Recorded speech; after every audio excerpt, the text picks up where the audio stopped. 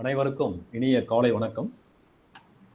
Knowledge forum of cooperative bankers சார்பில் உங்கள் அனைவரையும் இன்று சந்திப்பதில் மிக்க மகிழ்ச்சி அடைகின்றேன். வங்கிகளில் பணிபுரியும் அனைவரும் வங்கி பற்றிய அடிப்படை அறிவினை பெறுவதற்காக எங்கள் முயற்சியில் தொடர் வகுப்புகள் நடைபெற்று வருகின்றன. முனைவர் ராஜேந்திரன் அவர்களால் பேசிக்ஸ் ஆஃப் பேங்கிங் என்ற தலைப்பில் எடுக்கப்படும் காணொளிகள் 2 வகுப்புகள் தமிழ்நாட்டில் உள்ள கூட்டுறவு வங்கியாளர்களிடையே மிகுந்த வரவேற்பை பெற்றுள்ளன. இன்றைய காணொளியின் தலைப்பு பேங்க் பேலன்ஸ் ஷீட் அனாலிசிஸ்.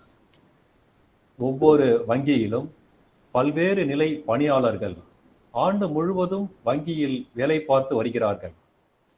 இவை அனைத்தும் வங்கியை மேன்மேலும் வளர்ச்சி அடைய செய்வதாக இருக்க வேண்டும். ஓராண்டு முடிந்த பின் ஆடிட்டர்களால் ஆடிட் செய்யப்பட்டு ப்ராஃபிட் அண்ட் லாஸ் அக்கவுண்ட் மற்றும் பேலன்ஸ் ஷீட் முடிவு செய்யும் போதுதான் அந்த வங்கி எந்த திசையை நோக்கி செல்கிறது என்பது தெரிய வருகிறது. சென்ற ஆண்டை காட்டிலும் இந்த ஆண்டு நிதி நிலைமை மேம்பாடு அடைந்துள்ளதா என்பதை எவ்வாறு தெரிந்து கொள்வது? Profit and loss account, balance ஷீட்டில் இருக்கும் இவைகள் என்னென்ன, அவை தெரிவிக்கும் நிலை என்ன, அவற்றின் ரேஷியோஸை எப்படி கால்குலேட் செய்வது போன்ற விஷயங்களை ஆழமாகவும் விரிவாகவும் எளிமையாகவும் எடுத்துரைக்க நபார்டு வங்கியின் தலைமையகமான மும்பையில் சீஃப் ஜெனரல் மேனேஜராக பணிபுரிந்து ஓய்வு பெற்றுள்ள திருமதி எஸ். விஜயலட்சுமி அவர்கள் இன்று நம்மோடு இணைந்திருக்கின்றார்கள். 34 ஆண்டுகள் நபார்டு வங்கியில் பல்வேறு மாநிலங்களில் பணியாற்றிய அனுபவம் உள்ளவர். குறிப்பாக சொல்ல வேண்டும் என்றால், இந்தியாவில் வைத்தியநாதன் கமிட்டி பரிந்துரைகளை அமல்படுத்தும் குழுவில் சிறப்பாக பணியாற்றியவர். யூகேவில் உள்ள சர்வதேச வளர்ச்சிக்கான மையத்தில் பயிற்சியை முடித்த அவர் பிலிப்பைன்ஸில் வளர்ச்சி மேலாண்மைக்கான முதுநிலை படிப்பும் படித்தவர். பேர்டு லக்னோவில் ஃபேக்கல்டியாகவும் பணிபுரிந்தவர். நபார்டு வங்கியின் தமிழ்நாடு அலுவலகத்தில் நிறுவன வளர்ச்சிக்கான துறையில் தலைமை அதிகாரியாக பணியாற்றி சிறப்பாக செயல்பட்டவர். வங்கிகளை மேன்மேலும் வளர்ச்சி அடைய செய்வதற்கான திட்டங்களை வகுத்தலும் அதை செயல்படுத்துதல் ஆகியவற்றில் மேடம் மிகச்சிறந்த நிபுணர். Knowledge forum of cooperative bankers சார்பில் இந்த காணொளி நிகழ்ச்சியை நடத்தி கொடுக்க உங்கள் அனைவரின் சார்பில் திருமதி எஸ். விஜயலட்சுமி அவர்களை வரவேற்பதில் பெரும் மகிழ்ச்சி அடைகிறேன். இதில் ஆர்வமாக கலந்து கொண்டிருக்கும் உங்கள் அனைவரையும் வரவேற்கிறேன். அகில இந்திய சார்பில் நபார்டு வங்கியில் இருந்து இந்த காணொலியில் சேர்ந்திருப்பவர்களுக்காக ஆங்கிலத்தில் எனது வரவேற்புரையை நிகழ்த்த விரும்புகிறேன். I welcome all the participants to this webinar on balance sheet analysis. Will be conducted by Tirumadi S. Vijayalakshmi, Chief General Manager, Retired, NABARD, Mumbai. So this is the current topic required all over India for the cooperative banks, since the challenges faced by the cooperative banks are increasing day by day. So in this webinar, Tirumadi S. Vijayalakshmi will clearly explain about the components of the balance sheet, profit and loss account, and the ratios to the forum members. Tirumadi Vijayalakshmi was the Chief General Manager, retired from NABARD, Mumbai, and she has undergone training in Philippines and also UK. And she was working as a faculty member in Bird Lucknow. So she was instrumental in developing several cooperative banks in Tamil Nadu. We welcome Tirumadi S. Vijayalakshmi to deliver his presentation to the forum members. I thank all of you to join in this webinar. Thank you. அனைவருக்கும் காலை வணக்கம். கிளாஸை தொடங்குறதுக்கு முன்னாடி எனக்கு ராஜ்குமார் அளவுக்கு சுத்தமான தமிழ்லாம் பேச வராது. Basically I am Tamilian. பிறந்து வளர்ந்ததெல்லாம் சென்னை. பட் ரொம்ப வருஷமா பாம்பேலேருந்து வெளில வந்தாச்சு. ஸோ அந்த சுத்த Tamil is a problem. But நான் பேசுறது உங்களுக்கு புரியும். ஸோ நிறைய நபார்ட்லேருந்து கொஞ்சம் பேர் ஜாயின் பண்ணியிருக்காங்க. என்னோட presentation is in English. Okay, but discussion நான் இங்கிலீஷ் தமிழ் ரெண்டும் யூஸ் பண்ணுறேன். So that everybody understands what I am saying. Okay, now to go ahead with this bank balance sheet analysis. எல்லாரோட மைக்கும் ஆஃபா இருக்கு. But would you like to respond? நம்ம ஏன் balance sheet analyse பண்ணணும்? Madam, due to finding the profit and loss position of the bank. Yeah. At the financial health of the bank, madam. Financial. Yes. Okay. The business balance sheet உடைய analysis வந்து இந்த இயரோடைய analysis நம்ம ஃபுல்லா தெரிஞ்சதுனாதான் next இயருக்கு improve பண்றதுக்கு, business improve பண்ணி next year ப்ராஃபிட்டை increase பண்றதுக்கான ஒரு அனாலிசிஸா இருக்கணும். அதுதான் மெயினானது. அதுக்காக தான் நம்ம அதை அனாலிசிஸ் பண்றோம். Good morning, ma'am. To know the financial position of a bank on a particular date one. Second one is where we stand. So how do we go about it? So before making any analysis, what had happened, why it had happened, by giving some extra input, what will be the impact? If we make this analysis, it would be more helpful for the entire the banking system. Okay, now let me start. As all of you said, நீங்க சொன்னதெல்லாம் ரொம்ப சரியான ஒரு answer. We have to assess the current profitability. இப்போ நம்ம profitability level எப்படி இருக்குன்னு assess பண்ணணும். அசஸ் பண்ணிட்டு to see the operational efficiency also. அதாவது இப்போ நம்ம வந்து ஒரு பேங்காக ஃபங்க்ஷன் பண்ணுறோம்னா how efficient we are. And உங்களுக்கு தெரியும், இப்போ வந்து RBI has told all of you to attain and sustain 7% CRAR. Okay. பாக்கி பேங்க்ஸ் எல்லாம் பார்த்தீங்கன்னா the commercial banks, they are mandated to achieve 12%. Okay.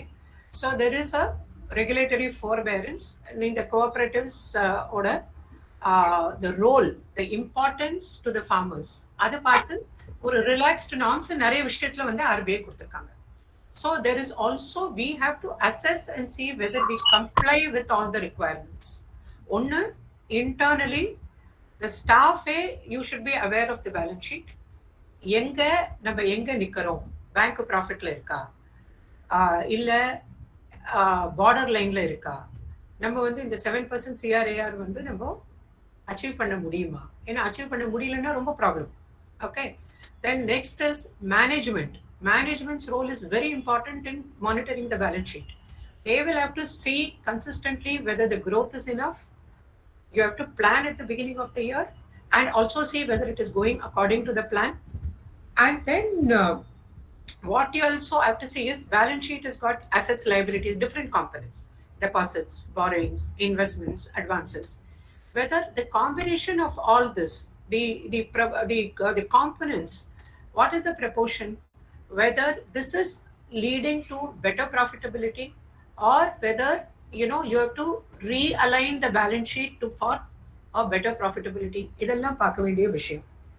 And if there is any change in profitability, அதாவது profit வந்து கூடி இருக்கு இல்ல குறைஞ்சிருக்கு, whether you have increased the profits or decreased the profits, either way you have to see, because if you have increased the profit, உங்களுக்கு profit கூடி இருக்குன்னா எதனால கூடி இருக்கு, ஏன்னா அப்ப நம்ம சரியா ஏதோ பண்ணிருக்கோம். Okay, so then you have to pursue that line further. Profit குறைஞ்சிருக்கு இல்ல லாஸ்ல ஸ்லிப் ஆக போறோம் அப்படின்னு இருந்தா you have to analyze and then see what corrective steps you can take. So without seeing the balance sheet, it is very, very difficult for you to plan. Then for people like NABARD, for your outsiders, it is very important, because bank எந்த நிலைமையில இருக்குன்னு இப்பெல்லாம் நீங்க பப்ளிக்கு போகல. See, unlike the commercial banks which are going to the public, share marketல இருக்காங்க, equity is prescribed by the normal individuals. நம்ம இது வரைக்கும் போகல. பட் இருந்தாலும் இப்போ நபார்ட்ல இருந்து உங்களுக்கு ரீஃபைனான்ஸ் வரும். we have our norms, there is a risk pricing. So depending on your profitability, depending on your NPA level, depending on the basic some criteria which NABARD has kept, you have to see whether you are complying with all this, otherwise there will be a problem. So for internally, for better profit generation, for operational efficiency, நீங்க balance sheet analyze பண்ணணும். As supervisor, NABARD will analyze your balance sheet, and also as a lender. நீங்க யார்கிட்ட கடன் வாங்கினாலும் அவங்க வந்து முதல்ல lend பண்ணுவாங்க. ஏன்னா நம்மளே ஒருத்தர் கடன் கொடுக்குறோன்னு வச்சுக்கோங்க, அவங்களால திருப்பி கொடுக்க முடியுமான்னு பார்த்துதானே நம்ம கடன் கொடுப்போம். யாராவது 100 ரூபாய் கேட்டா நீங்க அப்படியே கொடுத்துருவீங்க. 1 லட்சம் ரூபாய் கேட்டா என்ன பண்ணுவீங்க? ரொம்ப யோசிப்பீங்க இல்லையா? You will always see whether they are in a position to repay. So for all these reasons, it becomes very, very important. So இப்போ நம்ம இந்த financial statements balance sheet தனியா ஒரு பிரயோஜனமும் இல்லை. Balance sheet and profit and loss together have to be seen. Both of them together are called the financial statements. இப்போ இது ரெண்டுத்துக்கும் வந்து லிங்க் இருக்கா? இது ரெண்டும் வந்து what are the characteristics of these two things? இதெல்லாம் நம்ம பார்க்கலாம். முதல்ல பேலன்ஸ் ஷீட் எப்படின்னா, your financial position as on a particular date. அதாவது ஒரு particular date 31st மார்ச்சோ 30th செப்டம்பரோ 30th Juno, as on any particular date, it will show the financial position in terms of three things. Anytime balance sheet நீங்க பாத்தீங்கன்னா what is important? Asset, liability and equity. Especially for companies, this is very important because equity, it is brought in by outsiders. Inga vande it is your PAX level ellam pathina, it is the farmer members, plus there will be a little bit of state government equity. The balance sheet paakradhu on a particular date ennoda financial nidhi nilamai eppadi irukku adu paakanum. Then profit and loss account. So balance sheet is always as on a particular date. As on 31st March, as on 30th September. Why? Today also you can draw a balance sheet. Okay. As on 28th August. In the very as on a particular date. Profit and loss account everything that is always only for the year. Okay. Adu vande number in the current operations, kudukal vangal, income, expenditure. Idukella the result of the operation, it is during a period of time. Balance sheet is as on a date, profit and loss account is during a period of time. So நீங்க balance sheet நீங்க உங்களோட financial statement பாத்தீங்கன்னா, we will always say balance sheet as on 31st March 2022. P&L will be for the year 2021-22. Okay. So put together in the ரெண்டு statement நீங்க பாத்தீங்கன்னா, it will give you a very clear picture of the financial position as well as operations. அதாவது நிதி நிலைமை பின்ன நம்மளோட operations அதனோட effect இது எல்லாத்தையும் ரொம்ப தெளிவா காமிக்கும். Okay. So when you are saying that balance ஷீட்டுங்கிறது ஒரு ஃபோட்டோ மாதிரி sir, as on a particular date நீங்க எப்படி இருந்தீங்க அவ்வளவுதான். இதுல வந்து எப்படின்னா basically there are two things. Whether it is an individual, நீங்க வந்து ஒரு தனி மனிதனா இருந்தாலும் சரி, ஒரு கம்பெனியா இருந்தாலும் சரி, சொசைட்டியா இருந்தாலும் சரி, DCCB, SCB, anything, you have taken நம்ம என்ன பண்றோம் பேங்க்ல, you are mobilizing deposits for the purpose of lending. So you owe people money, you owe your depositors money to return whatever deposits they have kept. Okay. Similarly, your borrowers owe you money. Okay. So நீங்க பாத்தீங்கன்னா இந்த balance ஷீட்ல everything which is owed, அதாவது நீங்க கொடுக்க வேண்டியது, which is liabilities, நம்ம மத்தவங்களுக்கு தர வேண்டியது is a liability. And asset is anything which you own. நீங்க வந்து எது possess பண்றீங்களோ, எது நீங்க வெச்சிருக்கீங்களோ அது வந்து asset. Okay. அதாவது உங்களுக்கு வர வேண்டியது is an asset. Like your loan is an asset. ஏன்னா நீங்க பணம் கொடுத்துருக்கீங்க, அது திரும்பி வரணும். Investment is an asset because நீங்க வந்து கவர்மெண்ட் செக்யூரிட்டிலயோ இல்ல வேற ஒரு பேங்க்லயோ பணம் வச்சிருக்கீங்க, அது உங்களுக்கு திருப்பி வரணும். So this is an asset. The owner equity is amount the capital that is the owner has invested in the business. This is only the share capital which is brought in at the setting up of the business. And there are everyday transactions, kudukal vangal everyday irukku. So the position will change daily. அதனால நீங்க balance sheet can be prepared at any point of time. என்ன ஒரு நாளைக்கு வேணாலும் நீங்க balance sheet prepare பண்ணலாம். வருஷத்துல 365 நாளைக்கு நீங்க 365 balance sheets throughout the year you can make. Okay. But typically நீங்க பாத்தீங்கன்னா what you are required to do, it is prepared at the end of the quarter or the year. இப்போ நமக்கு வந்து quarterly balance sheet இல்லை. Okay, whereas for commercial banks they have to publish quarterly balance sheet. Cooperatives பொறுத்த வரைக்கும் it is prepared at the end of the year. Okay, and நீங்க பாத்தீங்கன்னா the closing balances, that is as on 31st March, will be the opening balance as on 1st April. Okay, and when you prepare this, it is both for comparison with other similar entities as well as for analysis. அதாவது மற்ற SCB கூட இப்போ நபார்ட் எல்லாம் நீங்க பாத்தீங்கன்னா நாங்க எல்லா SCB எல்லா சிசிபி சார் நாட்டில் இருக்க 352 சிசிபி 34 எஸ்சிபி எல்லாரோடையும் we are capturing, we can compare with each other. Okay, and நபார்டோட புக் வரைச்ச நீங்களும் கூட பார்க்கலாம். Even within Tamil Nadu, if Thuthukudi DCCB can see how you are performing vis-a-vis say Tirunelveli DCCB. ஏன்னா நீங்க கிட்ட இருக்கீங்க இல்லைங்களா, அடுத்தடுத்து இருக்கிற டிஸ்ட்ரிக்ட்ஸ். ஸோ சிமிலர் கல்ச்சர் இருக்கும் ஆப்ரேஷனல் என்வாயன்மெண்ட். ஸோ அதனால both for comparison and analysis you can use it. And when you are preparing the balance sheet, நம்ம வந்து you have to go as per guidelines. Like typically இப்போ நம்ம வந்து என்ன பண்றோம்னா இந்த ICAI, okay, Chartered Accountant Institute, they prescribe the accounting standards, AS 23, AS 18. There are a set of accounting standards which are made applicable. Though number cooperative banks, it is very limited. For the commercial banks, it is a bigger, longer list. Okay, so in the ICAI order guidelines irukku, but the format of the balance sheet is as prescribed by RBI. Form A, Form B, it is as prescribed. That RBI has told, as prescribed, how it has to be prepared, and we have to comply with that. Now, typically, நீங்க பாத்தீங்கன்னா this is the format of a balance sheet. Capital, liability side like capital, because capital வந்து it is different from the business. இப்போ பேங்கோட கேபிட்டல்னா it doesn't mean it is totally its capital.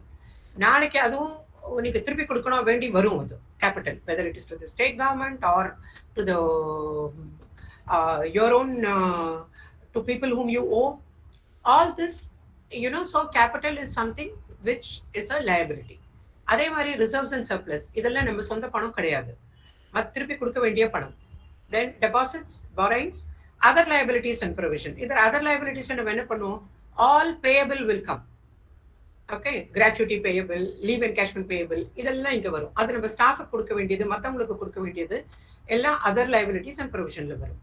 And if you see, the liabilities can be internal liabilities and external liabilities. வெளியில உள்ளவங்களுக்கு கொடுக்க வேண்டியது, உள்ளுக்குள்ள வந்து நம்மளோட within the system நம்ம கொடுக்க வேண்டியது, இது ரெண்டுமே will be there in the liabilities. It is bifurcated further. Asset side நீங்க பாத்தீங்கன்னா basic cash. Okay, cash நம்ம கையில எவ்வளவு வச்சிட்டு இருக்கோம், balances with RBI. Okay, then balances with banks. This balances with banks can be current account, it can be your FD. Money at call and short notice, DCCBs don't participate in it, though TNSCB does. Then investments can be SLR, non-SLR, advances, then your fixed assets and other assets. இதனோட details எல்லாம் பின்னாடி வருது. Now we are going one by one. Okay, now the first component of the balance sheet is the capital. Okay, it is typically, if you see all these, you know, if a commercial banks it is prescribed. Capital schedule 1 will be capital, schedule 2 will be reserves. Namakku prescribe ஆயிருக்கு, but what happens is there is a certain amount of you know, additional schedules, renumbering, which is all being done. அது நம்ம ரொம்ப ஸ்ட்ரிக்ட்டா பார்க்கறது இல்லை, but this is being done, and broadly these are the schedules. இப்போ நீங்க capital எடுத்துட்டு வரைக்கும் there can be two types of capital. One is the authorized capital and the other one is the subscribed or the paid up capital. Okay, now authorized capital na the maximum that can be raised. இது நிறைய concepts வந்து commercial பேங்க்ஸுக்கு இன்னும் வந்து கொஞ்சம் அப்ளிகபிளா இருக்கும். And இந்த authorised கேபிட்டல்னா இப்போ நீங்க வந்து சே 1 கோடி ரூபாய் நீங்க கொடுக்கலாம்னா 100 rupees ஷேர்ஸா நீங்க வச்சீங்கன்னா இத்தனை ஷேர்ஸை நம்ம இஷ்யூ பண்ணலாம் அப்படின்னு அந்த limit is authorised capital. Paid up capital is அதுல நம்மத்துல எவ்வளவு சப்ஸ்கிரைப் ஆயிருக்கு, எத்தனை பேர் வந்து அந்த கேபிட்டல் அந்த ஷேர் கேபிட்டலை வாங்கியிருக்காங்க.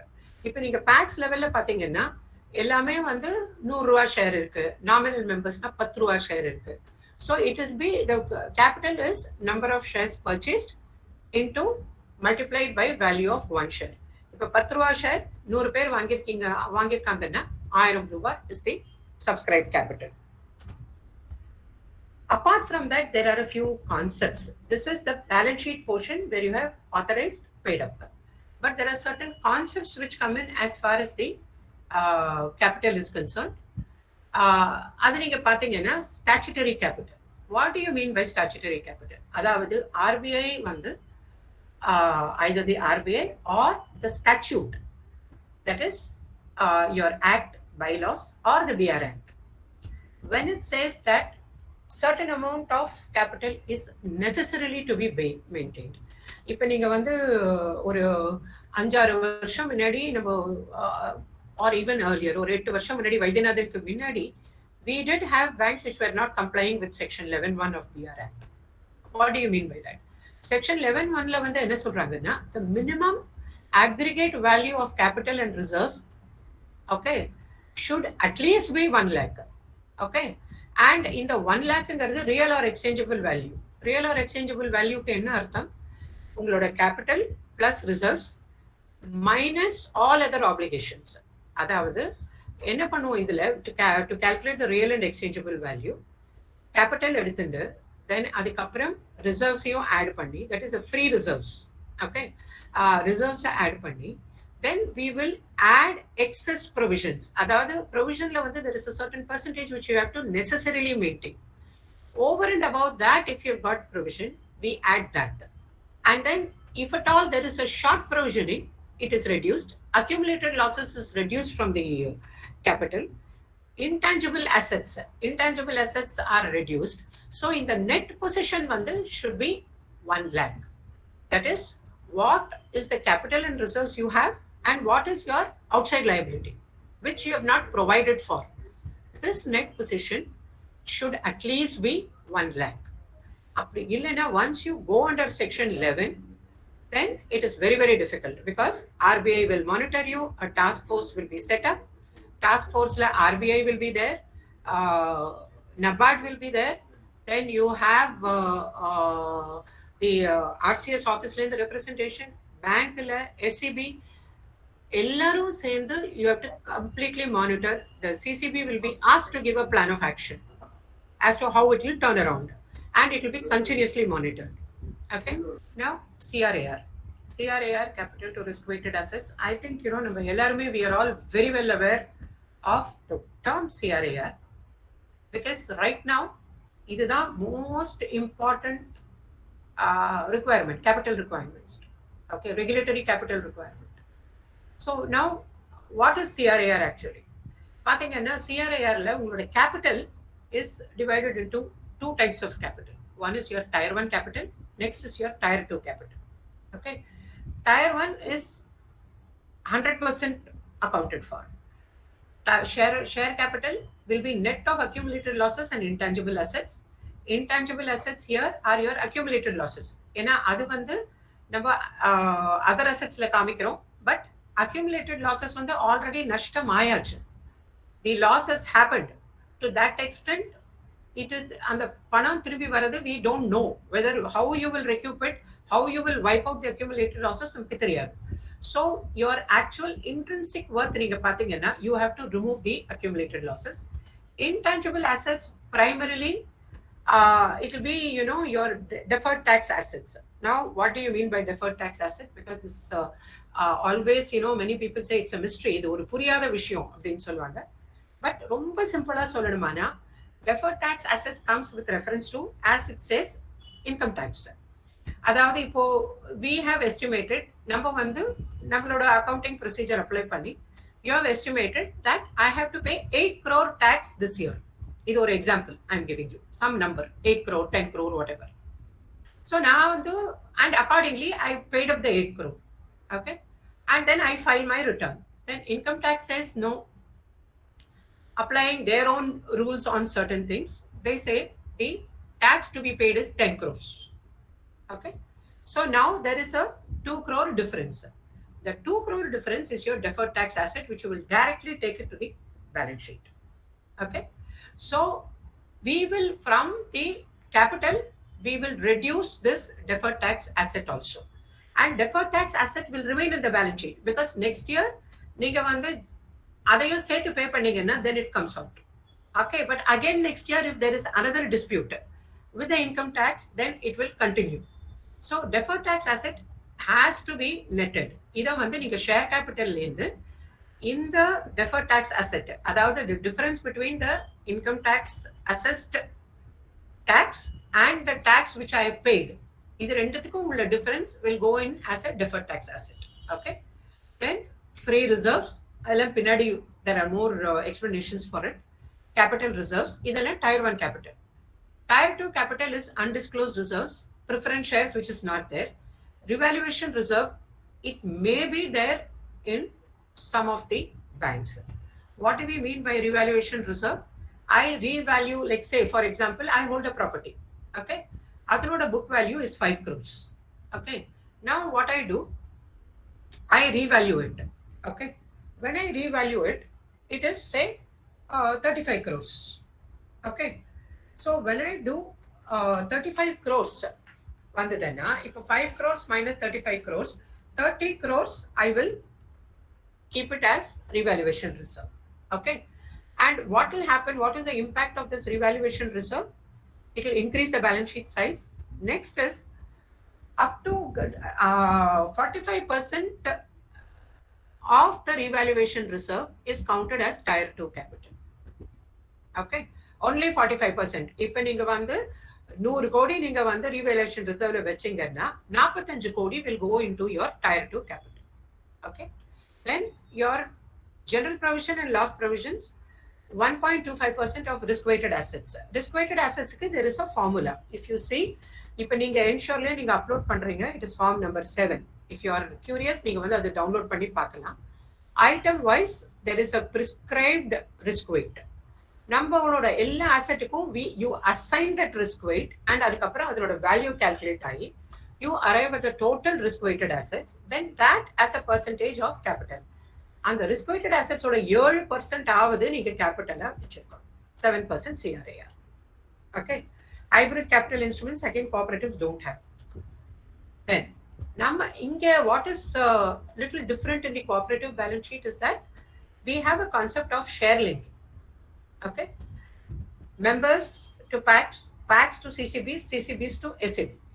Okay, then nominal members, full members, இப்படி எல்லாம் கூட இருக்கு. And the share linking is in terms of percentage of loans outstanding. And the share linking is prescribed as per bylaws. At least it is expected to be prescribed in the bylaws. Now reserves. So now if you see there is a statutory reserve. Statutory reserve, even in Companies Act, it is compulsory. It is provided. Any company, any bank, any firm has to have this statutory reserves. Okay, this is a risk management requirement, because 25% as far as section 17 of the BR Act, initially it was 20%, it is now 25% for the commercial banks. It will be from the net profit. And then for cooperatives, it is what is prescribed under this act or bylaws for cooperatives. It will be prescribed in your bylaws. So that is the statutory reserve or reserve fund. Agricultural Credit Stabilization Fund, this is a very old concept. This ACSF was brought out to basically manage your conversion, empty conversion, reschedulement of loans. அதுக்கெல்லாம் தான் ACSF இருந்தது. Okay, but now the issue is, with the latest whatever is happening in the sector, and with we even find that even though ACSF balance irunda kuda, we find banks are still taking the empty conversion loan from NABARD. Okay, so ACSF is there in the balance sheet. It is there in many of the balance sheets.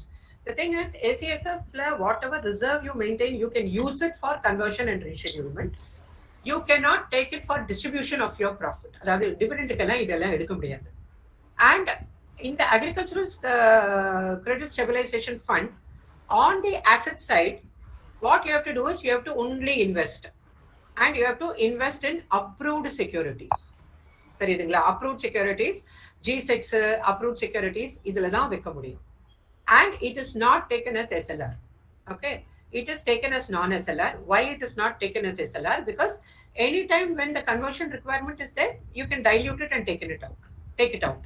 So adanale it is only kept as a non-SLR investment. So ACSF is this. Then capital reserve. So நீங்க வந்து permanent investmentல you all know, உங்களோட investments commercial banks into 3 categories: HTM, AFS, HFT. HTM, held to maturity, held for trading, available for sale. These are the 3 categories. And commercial banks order, the rules are all very, very strict. நம்மளை பொறுத்த வரைக்கும் we have only 2 types, which is permanent and current for the rural cooperative banks. And what happens is, when you are moving for commercial banks, if they move from one to the other, like from your HTM, if you're going to move it to AFS or HFT, it can be done only once and with the approval of the board. Okay. Inka vanda the rules are much more relaxed, but most of it, what we find, is kept under permanent. Now, what is the advantage of keeping in permanent category? You need not mark to market. Okay. Now, mark to market na enna artham? இப்போ நம்ம வந்து say நீங்க ஒரு government security வாங்கிருக்கீங்க. Okay, 7.64 some 5 வருஷம் மெச்சூரிட்டியில you have taken that particular security. இது typical government செக்யூரிட்டியில என்ன ஆகும்னா, when the interest rate goes up, what you call the yield, the market rate is called the yield. இப்போ என்னோட 7% government செக்யூரிட்டியில if the market rate is last year எல்லாம் நமக்கு the rates were low. Okay, because of the corona முடிஞ்சு 2 வருஷம் நம்ம rate எல்லாம் லோவா தான் இருந்திருக்கு. 6% இருக்குன்னு வச்சுக்கோங்க.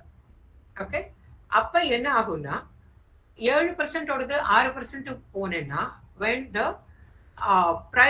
the yield goes up, the price reduces. When the yield goes down, the price increases. அப்போ 100 ரூபா ஓட அந்த particular government security will be going at say 105 or 106. But இப்போ இன்ட்ரெஸ்ட் ரேட் ரிவைஸ் ஆயிட்டு இருக்கு. இப்போ இந்த 7% ஓட கவர்மெண்ட் செக்யூரிட்டி நீங்க வாங்கினது 7.5க்கு போச்சுன்னு வச்சுக்கோங்க. அப்ப என்ன ஆகும், உங்களோட செக்யூரிட்டியோட பிரைஸ் டிஸ்கவுண்ட் ஆயிடும். 100 ரூபாய்க்கு பதில் 95. அப்ப அந்த 5 ரூபாய்க்கு நீங்க ப்ரொவைட் பண்ணணும். It is a provision for depreciation. It can be done over 10 years. Okay, now this particular depreciation you have to do only if the security is in current category. Okay, current category na எப்ப வேணாலும் விக்கலாம். அப்ப நீங்க current categoryல போட்டீங்கன்னா அதனோட விலை குறைஞ்சிடுச்சுன்னா you have to provide. That is, if you put it in keep it in the current category and the price of the bond reduces, then the between the face value and the price you have to make a provision for depreciation. So anytime there is excess of depreciation, இப்போ வந்து 8% இருக்கிறது, it comes down to say 6%. Then you are holding excess of depreciation. What happens? That will move into capital reserve.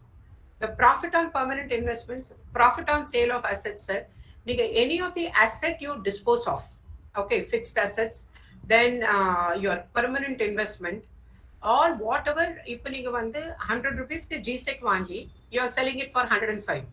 100 rupees will go back to your investment. The 5 rupees will be transferred to capital reserve. Okay, this cannot be touched for distribution. Okay, now dividend equalization fund na enna, நம்ம ப்ராஃபிட்ல இருந்து create பண்ணி எதுக்கு வைக்கிறோம்? ஏன்னா ஏதாவது ஒரு வருஷம் நமக்கு டிவிடெண்ட் கொடுக்க முடியாம போயிடுது, அந்த மாதிரி எல்லாம் ப்ராப்ளமா இருந்ததுன்னா அப்போ you can utilize the dividend equalization fund. Now there is another one, reserves la there is an investment fluctuation reserve. RBI has given the guidelines and நாங்களும் cooperatives I think it is 2009 circular நினைக்கிறேன், NABARD circular, we have also prescribed. இப்போ வந்து prescribe பண்றச்சே இந்த investment fluctuation reserveங்கிறது what happens is 5% of the investment portfolio, இப்போ 100 கோடிக்கு நீங்க வச்சிருந்தீங்கன்னா 5% of it, especially out of the gains of profit on sale of securities, you have to transfer it to investment fluctuation reserve.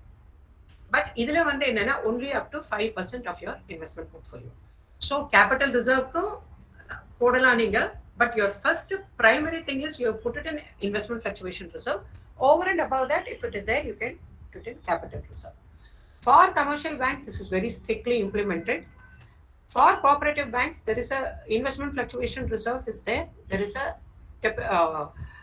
provision for depreciation. So we find that cooperative banks keep more on provision for depreciation. Okay, but ultimately it is all the same. Okay, And this investment fluctuation reserve is that what is the utilization? The price fluctuates. Whenever it goes negative, the loss of makeup pandradhukku you can draw it from the investment fluctuation reserve so that it does not hit your P&L account. Okay, and again all these reserves you cannot touch for distribution. Dividend ku use panna mudiyadhu. Okay, now which are the free reserves? இப்போ general reserve நம்ம சொல்றோமே தவிர இப்போ இந்த current after CRAR வந்தப்புறம் there are many things which have become very redundant. So இப்போ primarily நீங்க பாத்தீங்கன்னா you have statutory reserve, ACSF, building fund. Building fund, what I do for building fund, இதுல வந்து whenever there is a new what do you say, improvisation or a new property you have to purchase, நீங்க RCS ல permission கேட்டீங்கன்னா building fund இருக்கான்னு கேட்பாங்க. ஏன்னா அதுல வந்து கொஞ்சம் நீங்க பணம் வச்சிருந்தாதான் அது சரியாகும். So this is basically it is prescribed in your bylaw and your act. And then dividend equalization fund we have already seen.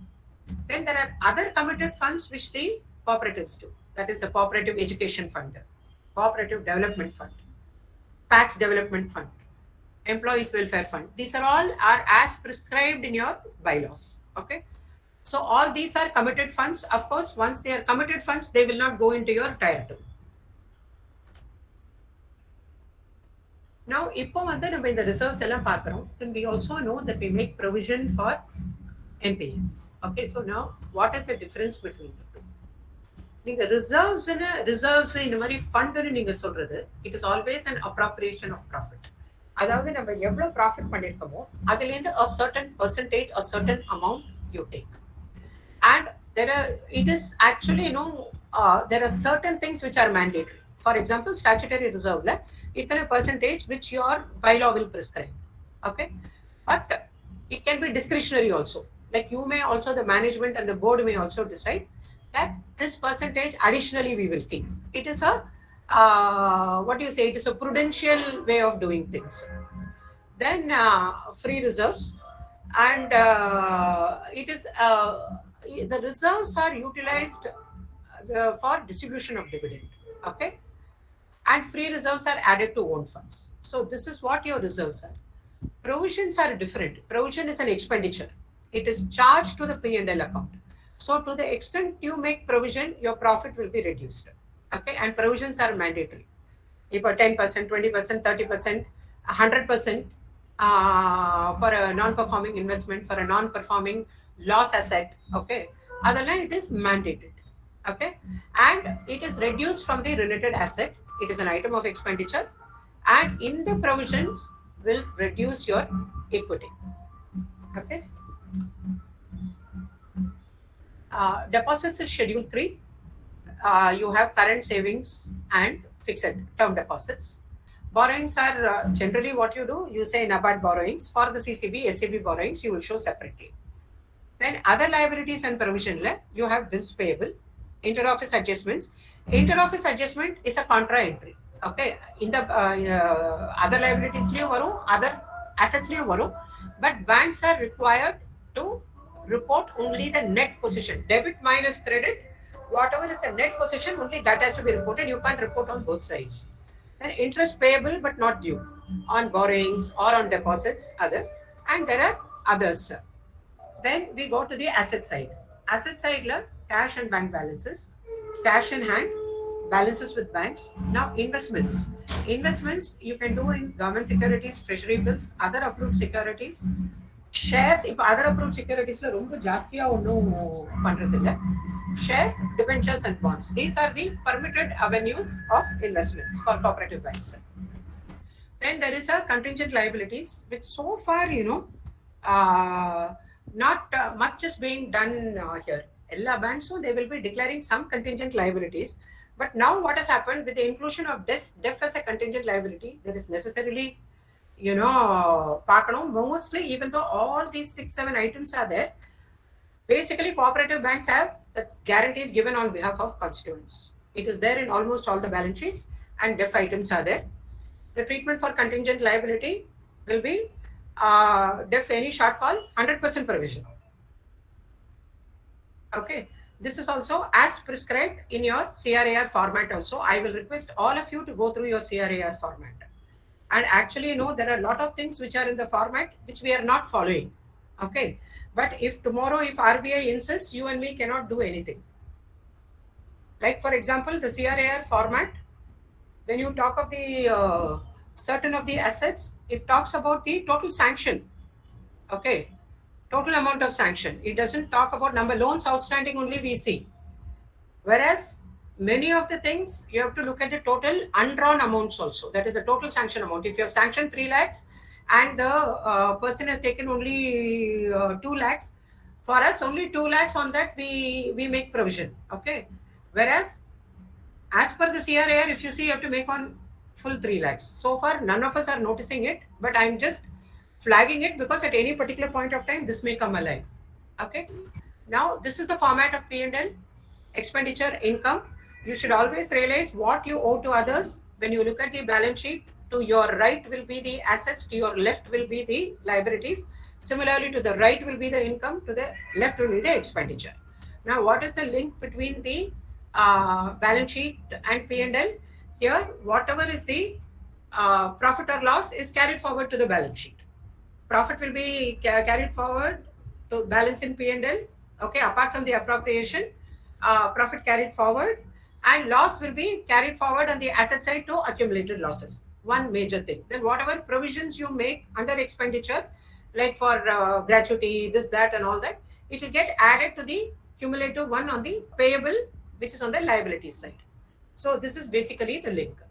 And P&L, the biggest lot is the operating expenses. There are 10 or 12 items, which you can just see, which is not very this thing. The major one being payments to and provision for employees, because here both the salary as well as gratuity payable provision or whatever provision you make for leave encashment, all this will come under this payment and provision for employees. Okay. Now, these are all the provisions and contingencies which you provide for annually. Bad and doubtful debts, special reserve, depreciation, investment. Special reserve I have not so far come across, even though the circular mentions it, I have not seen so far. Okay, depreciation and investment. For gratuity payment, provision for standard assets, then payment of arrears, pay revision liability, for contingent liability, then for income tax deposited, for all this advance tax and all that, it comes in here. Okay. So now I switch over to the analysis part. Now you look at these balance sheets. This is the balance sheet of a bank. Okay. Now this is in lakhs. So the size of the balance sheet is what? 23,112 crores. Got it? 2020, the size of the balance sheet was 17,965 crores. It is a state cooperative bank. Okay. And these are all the numbers. When you look at the numbers, the first thing which I see is, I will see the growth. How I performed year over year. How has been my performance? Okay. So other than the capital has increased by 19%, and the majority of it is come from the cooperative societies, or in this case from the DCC banks. Okay. Then reserves has increased. The balance of profit has reduced. Okay. So now what happens? You will have to see the reasons why. I'm not seeing reasons why it is. But what is a matter of concern here is the deposits, which was 11,081 crores, has reduced to 10,679 crores. Okay. And more of concern is your current account balances. Your current account is reduced from 780 crores to 434, 44%. And why this is significant? Because current account carries no interest, no. It is a CASA. So it has an implication on the interest you pay on deposits. Okay. Term deposits is reduced only by 2%. Then borrowings has increased substantially. Probably 2021, during the Corona period, a lot of relaxations were given. Additional special liquidity facility was given by RBI and NABARD. So the bank would have availed of those facilities. So the borrowings has almost more than doubled. Okay. Then if you see the other liabilities and all that is not very significant. If you come on the asset side, the balances with banks has increased by 62%. Okay. That too, if you see with other banks in deposit account, okay, that is 184%. So if during this particular period there is excess of liquidity, the loans are not taking off enough, then the amounts have been kept in deposit account. So FD la vechirukanga. Okay, then there has been an increase of investments by 12%. Advances you see has declined by 19%. Okay, 1050 to 10,526 crores lender, it is reduced to 8530. So that is the reason the other bank deposit has increased. Okay, then interest receivable, other assets has increased phenomenally. That we'll have to see why it is. But overall, if you see the balance sheet growth is good, 29%, which is a very good growth. The last line I've added something called the average working fund. What do you mean by that? See, average working fund, typically banks are expected to calculate. It will be your total assets, less contra items, less your accumulated losses. In this case, there is no accumulated losses. Contra items are there. Okay, so other net panirpanga. Plus this average working fund, how you get it? Today, if I take the total assets and if I reduce this, I will not get this average working fund. The average working fund will be done out of the average balance sheet. What happens is the bank is supposed to draw average balance sheet. Typically, it is supposed to be a 13-month average. That is last March to current March. Okay, 13 மாசத்துக்கு பண்ணணும். But many of the banks only do for 12 months. Why? Because usually when you say as on 31st March, and in case of commercial bank as at the end of the quarter, to boost up your performance, usually what happens when it comes to the end of the quarter, we do a lot of things. We accept deposits for 14 days, for even 45 days, so that my balance sheet size looks bigger. So when I take the average balance sheet, then there is what is the normal performance of the bank. So all your ratios are to be calculated on the average working fund, not on the outstanding assets shown in the balance sheet. Okay, so when I look at the absolute figures, they are not helpful for themselves. Okay, what I normally do is I can do a ratio. Okay, when I see this, even within the same banks 2 years number paakrappo, what we see the growth percentage. Okay, then idhula I can take deposits as percentage to total assets, total liabilities. Then I can say loans and advances as a percentage to your deposits, which is your CD ratio. These kinds of ratios I can see. When I see this, I am able to compare two different banks. Like this bank has got, say, 21,000 crore balance sheet. There is another bank which has got, say, 15,000 crore or even 10,000 crores. How can I compare a 10,000 crore balance sheet bank with a 21,000 crore balance sheet bank? When I reduce them to ratios, comparison is possible.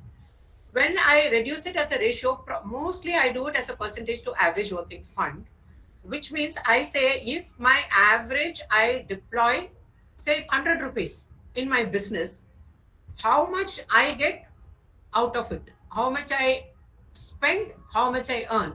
Number budget, when they present the union budget, no, நீங்க பாத்திருப்பீங்களா என்ன தெரியல, where the rupee comes from, where the rupee goes ன்னு ஒரு by சார்ட்ல போடுவாங்க. Okay, அதாவது ஒரு கவர்மெண்ட்டுக்கு 100 ரூபாய் வருதானா எங்கேருந்து வருது, கவர்மெண்ட் 100 ரூபாய் செலவழிக்கிறதானா எங்கேருந்து செலவழிக்குது. அதே மாதிரி when I do the average, when I do the ratios, it helps me to see out of every 100 rupees of my business where I do. Okay, now this is the P&L. Okay, now let us see. Now for this bank, I have taken out the costs and margins. Okay, so this will tell me how the bank is performing. Okay, இப்போ நீங்க பாத்தீங்கன்னா first what I do, I will have to see what is my financial return. அதாவது as a percentage to my average working fund. நான் 100 ரூபாய் என்னோட banking பிசினஸ்ல போட்டேன்னா எனக்கு as interest income divided by average working fund, which is called the financial return, எனக்கு எவ்வளவு ரூபாய் வருது. இப்போ 2021 எடுத்துட்டீங்கன்னா இந்த yield on loans நம்ம பண்றது is linked to your average advances, return on investment to the average investment. So 7.39 plus 9.33 divided by 2 will not be 6.59 because the denominators are different. இது ரெண்டும் individual items. நான் 100 ரூபாய் லோன் கொடுத்தேன்னா what is the return I get? Okay, so if I give 100 rupees loan, I get 7 rupees out of it. Okay, I get out of every 100 rupees I invest, I get 9.33. Okay, now what has happened? Your financial return will be my total interest income divided by average working fund. So if I put 100 rupees in my banking business, I am earning 6.59 as my income, interest income. And I am paying 5.01 as my expenditure, interest expenditure. Okay. Now, the difference between 6.59 and 5.01, 1.58 is my net interest margin. Okay. That is all my other things. என்னோட establishment cost, என்னோட staff cost, my miscellaneous income, my provision, இதெல்லாம் விட்டுடலாம். The banking is a pure business where I mobilize deposits, I borrow, and then I do lending. What I am required to keep some amount in investments, and what I am not able to lend, I keep in investments. அதாவது டெபாசிட்டர்ஸ்டேருந்து வாங்குறேன், higher ஏஜென்சிஸ்டேருந்து I borrow, and இதை வந்து நான் loan கொடுக்கணும், plus நான் statutory, இப்போ எஸ்எல்ஆர்ல statutory requirement கொஞ்சம் இன்வெஸ்ட்மெண்ட்ல வைக்கணும், லோன் கொடுக்க முடியாத பாக்கி அமௌண்ட்டை நான் வந்து இன்வெஸ்ட்மெண்ட்ல வைக்கிறேன். So this is my, if I see the pure banking business, what do I make? So for every 100 rupees of my banking business, this bank is earning a net interest margin of 1.58. Why the term net interest margin is very important? Because the asset liability management, when you see, okay, your duration gap, whatever you do, all this is to protect your NIM, your market risk. Now, in the risk management, all techniques are to protect your NIM. NIM is something very, very important. If a bank has got negative NIM, then the bank is in a very, very difficult position. Okay. Net interest margin level, there are some banks which are negative, which means it will be a Herculean task for the bank to turn around, because if it is minus, say, even minus 10 paise also, with all my other costs added in, my loss will be big. So the net interest margin is a very, very important concept in banking. Now, from the net interest margin, I reduce my operating cost, which is staff cost plus admin cost. It is 1.08. Then that leaves it with just 50 paise. Luckily, now miscellaneous income is more. Now, miscellaneous income, no, with all your NEFT and all that commission and all that what you earn, miscellaneous income, then there is a risk cost you have to reduce. And this risk cost is only on NPAs. Then finally comes the net margin or the return on assets, which is very, very important. And that is 0.61 later the bank has improved to 0.81. The industry standards for a good ROA is 1. Any bank which has more than ROA of 1 is very comfortable. Okay. So for a bank to plan or to see where it is, if a 0.61 lender 0.81 increase ஆயிருக்கிறது, probably it is a conscious planning which has been done. Okay, because these things don't happen. அப்படியே சும்மா நம்ம வந்து அப்படியே business பண்றதுலாம் நடக்காது. Okay, நீங்க பாருங்க, interest paid on deposit divided by average deposits 6.25 லேருந்து it has been reduced to 5.91. Interest paid on borrowings from 5.42 to 4.72. This is not only on account of the bank's initiatives, also because the interest rate, the operating environment and the interest rates were low. So your financial cost has become low. From 5.19, it is reduced to 5.01. 0.18, which 0.61 to 0.81, which are directly gone into your net margin. Okay. So, and financial return also, you see there is only 0.01 increase. Okay. But if you see here, the interest on loans, that is the return on loans, is reduced 7.39. Then again, when you are doing this, when the bank management is planning, they will have to take out each of the component, see why the interest on loan has reduced, whether my NPA is increased, okay, or whether I am doing more of short term, whether my long term, last year it increased more, whether this year my long term advances have not increased. Okay. So these are the things which you have to look into. Now, the next slide. That was one bank we have analyzed. Now, this is the next bank set of banks we are seeing. Okay. Now, here I want some, it should go interactive. Okay. அதனால நீங்க வந்து உங்களோட ஐடியாவை சொல்லுங்க. இப்போ வந்து இந்த 5 பேங்க்ல which of the bank you would rate better and tell me why. Madam, 4 is the good one, madam, because the yield on assets is we are getting more amount. That's why 8.58%, madam. That's why that is the best. That Okay. is one of the best. Anybody else? I think on say cost of management part, bank 3 is better because it is as close to 1 as possible. Okay. So they have maintained their other expenses very prudentially. Okay. Now, if you see, as I think everybody was right, because you can pick up anything, any one item, like yield on assets. The bank is 8.58, so bank 4 is good. Okay. And also what is happening, the net interest margin for that bank is also high, 3.81. Okay. The highest of all the 5. Okay. That is because what has happened, this particular bank has reduced the cost also. Cost is only 4.77. Okay. Though for bank 5, it is 4.5. The yield of assets is lower in bank 5, but the cost of funds is also lower. Okay. So this is 3.08. But basically, if you see, நீங்க மார்க்கெட்ல பாத்தீங்கன்னா, they will go by the first thing they will see is the return on assets.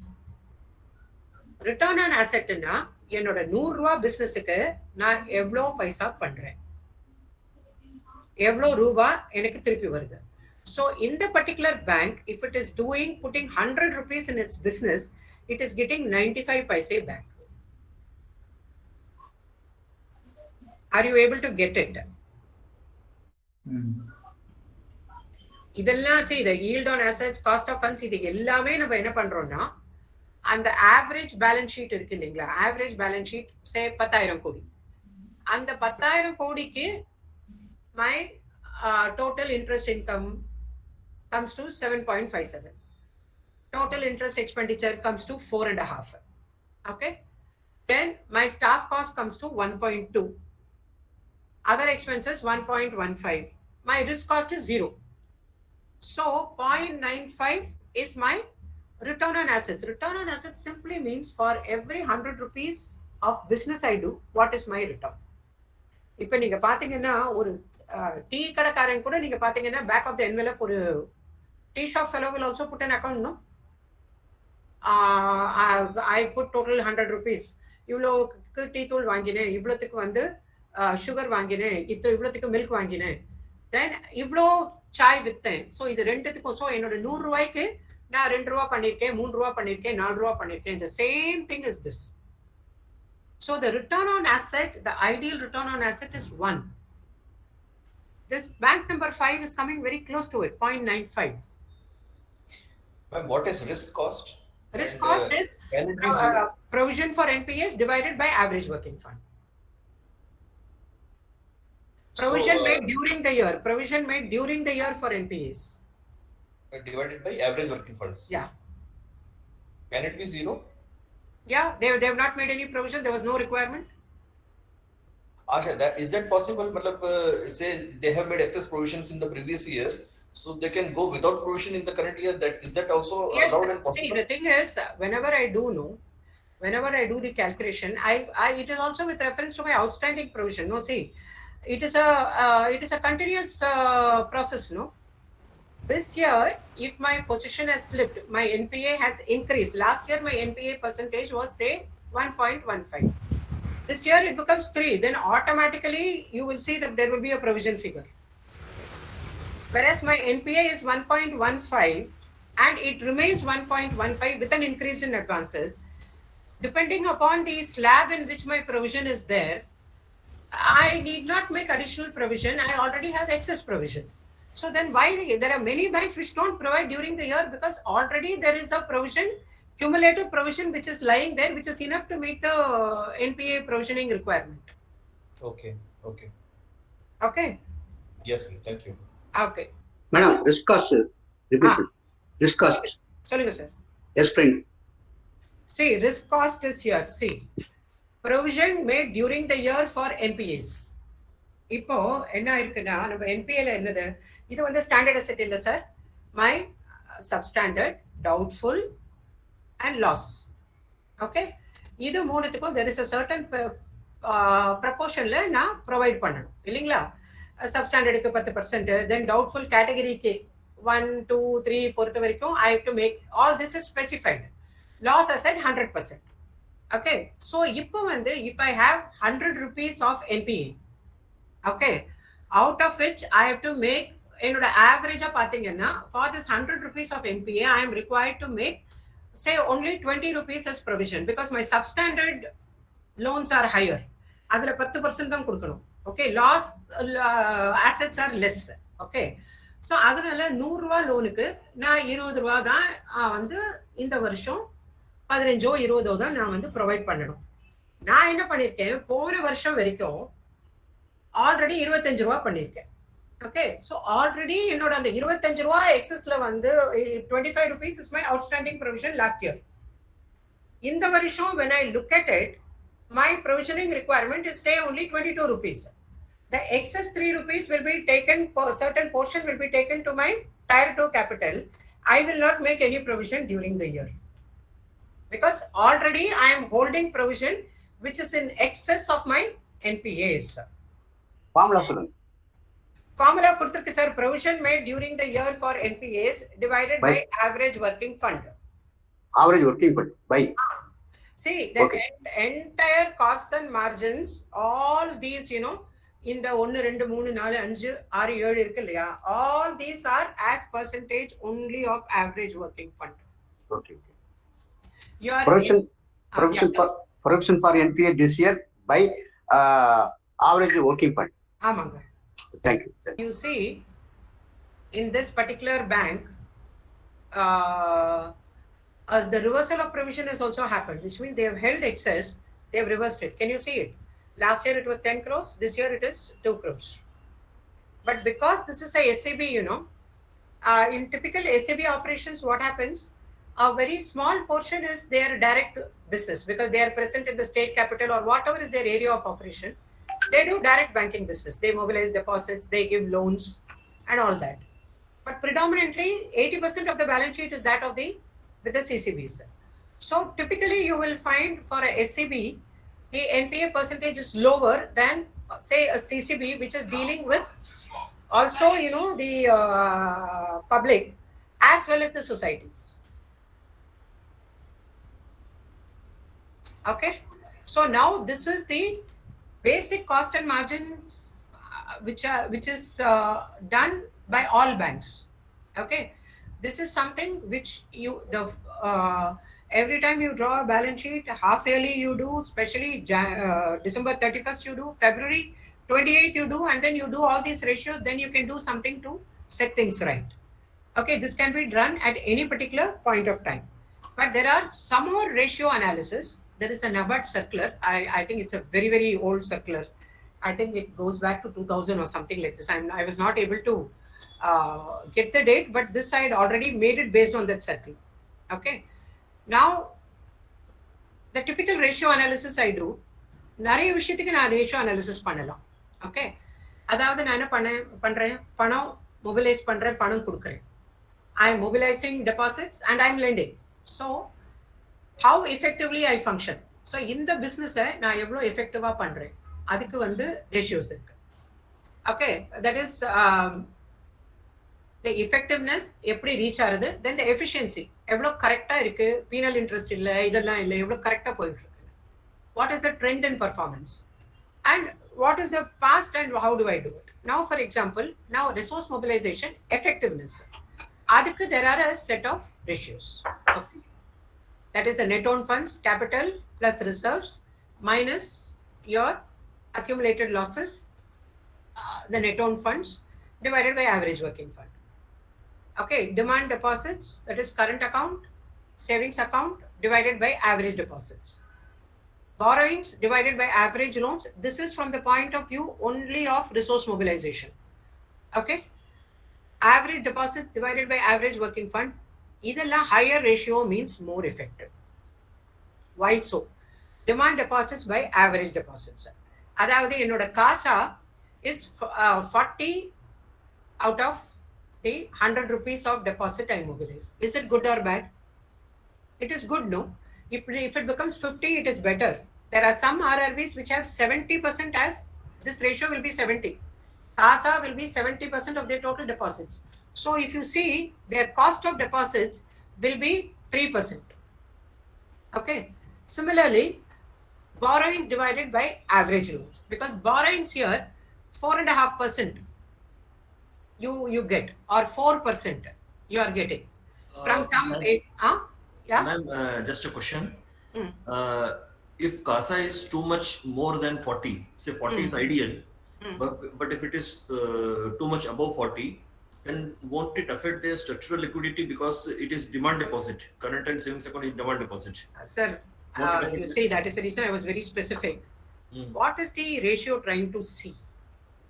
It is talking about the effectiveness of resource mobilization. Yes. Okay.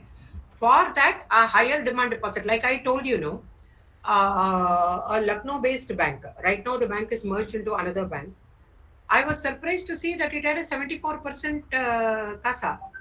But typically, what happens in rural areas, their CASA was remaining almost constant over a period of time. Okay. But still, from the purpose of the liquidity of the bank, because CASA means it is withdrawable at any time without any notice, right? Yes. So it may affect your liquidity, but here we are only talking of resource mobilization. So for that, even borrowings, you are getting cheaper borrowings, 3%, 4% you get. And my loans, even on a crop loan, if I'm getting 7%, I'm getting a margin of 4%. So that is good. Okay. Then my average deposits as a percentage of working fund, if deposits is more than borrowings, that is also a better resource mobilization. So this is the reason it is said higher ratio means more effective. Only one thing you have to remember when you do the ratio analysis, always you have to remember the purpose for which you are doing it. Like as you said, if I talk of resource mobilization, I say higher CASA is better. But what is the impact it will have on my liquidity? Is there a tendency for the money to flow out? Withdrawal நிறைய ஆறுதா, நிறைய காசா வச்சுட்டா நிறைய withdrawal ஆகும் without notice. அப்போ என்னோட liquidity நாளைக்கு if I have to repay to NABARD, will I default? So this is the reason you have to do this apart from doing your structural liquidity statement. Okay, ma'am. Yes. Okay. Now this is the assets. What is the effectiveness? That is for mobilization. What is the efficiency of my mobilization? The effectiveness of my deployment. Either where I put this money. எங்க நான் mobilize பண்ண resources நான் எங்க போடுறேன்? Composition of assets, average cash plus current account. Lower ratio means more effective. Why? Because as a bank, if I'm going to keep more cash I have to keep. Because, for example, in one of my inspections I was seeing, the bank had told the branches can keep up to 1%, they can keep as cash. But when all the branches amount were pulled in, it was working out to 3% of the bank's deposits, which is very high. Because why? Because cash is not earning any interest. It is idle cash. Okay. So your cash and current account balances, if you keep it to the minimum, especially current account balances, because current account, for so many reasons, we have current account with the other banks. But that has to be effectively utilized. So this ratio, NPA, I need not tell, NPA ratio has to be lower. Okay. Then when I look at the balance sheet, which are my earning assets? Those which are, my investments and my advances. These are my earning assets. Everything else is non-earning. If 80 or 90% of my balance sheet is in earning assets, which means my interest income will be more, correct? Non-earning assets, the ratio has to be lower. Then average loan as to average deposits. This is the CD ratio. This also is because if it goes above 100, RBI will take serious objection. I don't know, all of you must have felt it. They are a little worried that even though you are using borrowings, that you will be over leveraged. அதாவது உங்களுக்கு திருப்பி கொடுக்க முடியாம போயிடும் அப்படின்ற ஒரு பயத்துல the depositors should not be affected. So this average loan by average deposits around 8 CD ratio above 90% is good. 60%, 50%, 40% is not advisable, because a lower CD ratio means your mandate you are not meeting, especially the rural cooperative banks. You are created to meet the credit requirements of the farmers, of the rural people. So your CD ratio cannot be low. Neither can it be 120. Because tomorrow, if something happens, you are not able to repay the depositors, it will be an issue. So this is the meaning of this lower ratio, means more effective. Now this I have already done. This is your costs and margins. So I'm skipping this. Okay. Now we will see staff profitability. Staff profitability, there are a lot of ratios, but we basically see only one thing. We see per employee productivity. Productivity, we take deposits plus advances divided by average staff, and then we see what is the amount of business I do. Okay. So these are the other ratios. More than this, what is important is to see your productivity ratios. Okay. So now, simply, what comes as my strategy? Okay. Strategy, if my cost of funds are very high, if the rate is very high, what you have to do, you have to educate your staff. You have to even, take all measures. If my deposit rate is say 8%, it is very difficult, because your advances will not give you average 8%, or even 6.5%, 7%, because the higher cost of funds means lower profitability. Okay, then if this high cost of funds is on account of the composition, for example, high cost of funds, if your deposit rate, your average cost of fund is 7.5. And when I look at it, why it is 7.5? Because CASA is only 5%.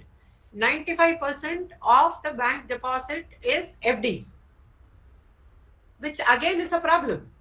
Okay. So if I have very low CASA also, it is a problem. Then for that, probably should I do some deposit mobilization campaign? Should I slightly tweak the interest rate? Should I give some additional benefit? All these things, pricing and all these things you have to see.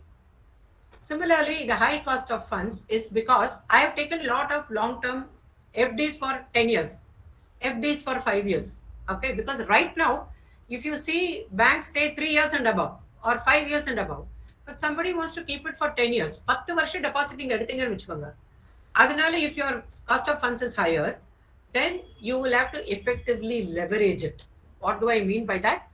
That money has to be rotated very well, so that the 10% I am paying, out of that amount, I still earn 11% over the period of 10 months. This is very important. But when you look at ALM concept will tell you, நீங்க வந்து you cannot borrow short, lend long. அதாவது ஒரு வருஷத்துக்கு நீங்க வந்து deposit வாங்கிட்டு 10 வருஷத்துக்கு கொடுக்கிறது கூடாது. I can't mobilize a deposit for 1 year and lend for 10 years. Borrowing short, lending long, which is very dangerous for your ALM. Okay. Similarly, I cannot borrow, mobilize for long. The 10 வருஷம் deposit எடுத்து, if I'm going to give it for crop loan, you have to very effectively rotate it. Okay. So this will be a issue. Then you should also see how you can leverage your refinance. Refinance எடுத்துட்டு இது குறைக்க முடியுமான்னு பார்க்கணும். But also again, it depends upon the rate of refinance. Okay. Now, these are the things which I will do. Low return on funds. Okay. Low return on funds, actually, one major thing will be my NPA. Typically, if you see, the low return on funds happens when I have a higher NPA level. You can see all the banks, even if your bank had earlier higher NPA, now you have reduced, please go back and see your bank balance sheet. உங்களோட bank balance sheet எடுத்து பாருங்க. 4-5 வருஷம் முன்னாடி NPA ஜாஸ்தியா தான் இருந்திருக்கும். See how it has impacted your return. Okay. Because to that extent, the denominator is big. I have given 1,000 rupees is my loan outstanding. Okay. 200 rupees or 300 rupees is my NPA. which means the 700 rupees has to earn for 1000 rupees. So the return will become low. And if it is on account of my investment return is low, probably you have to consult with some your SEB or whatever, and then try to redeploy your funds in a more judicial manner. Idle funds means cash you are keeping more, current account more, then you have to manage it somehow. Trade means then you'll have to see which are the profitable avenues. Like I am doing predominantly crop loan. 90% of my loans are crop loan. Then it will only give you a lower average. You have to try to diversify into some kind of safer term loans. Okay. These are all the strategies. Low productivity is, excess staff means you simply open, you can't say that you reduce staff, you have to only say open more branches. Okay. And if it is a low performing assets, you have to educate. So this I come to the end of my presentation.